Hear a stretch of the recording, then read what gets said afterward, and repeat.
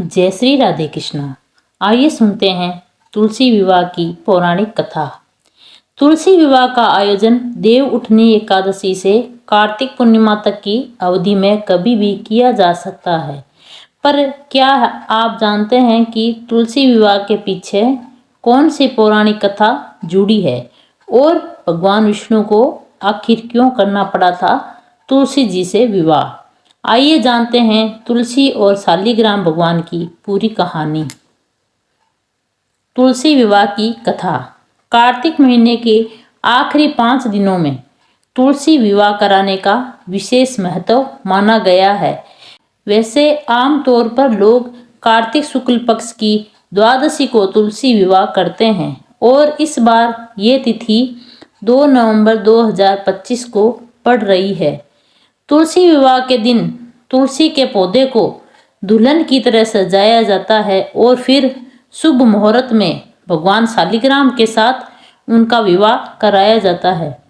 कहते हैं तुलसी विवाह कराने से घर में सुख समृद्धि आती है और कन्यादान का पुण्य फल प्राप्त होता है। लेकिन क्या आप जानते हैं कि तुलसी विवाह की शुरुआत कैसे हुई और कौन है भगवान शालिग्राम? चलिए बताते हैं तुलसी विवाह की पौराणिक कथा। तुलसी माता की कहानी। तुलसी माता अपने पिछले जन्म में वृंदा थी, जो अपने पतिव्रता धर्म के लिए जानी जाती थी। उनका पति दैत्य राजा जालंधर था, जिसने सब जगह आतंक मचा रखा था।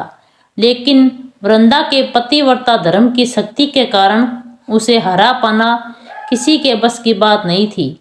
इसलिए जालंधर का वध करने के लिए वृंदा के पतिव्रत धर्म को भंग करना जरूरी था। इसी कारण भगवान विष्णु एक ऋषि का वेश धारण कर वन में जा पहुंचे, जहां वृंदा अकेली भ्रमण कर रही थी। भगवान के साथ 2 मायावी राक्षस भी थे, जिन्हें देखकर वृंदा डर गई। ऋषि ने वृंदा के सामने पल में ही दोनों को भस्म कर दिया। उनकी शक्ति के बारे में जानकर वृंदा ने कैलाश पर्वत पर महादेव के साथ युद्ध कर रहे अपने पति के बारे में पूछा।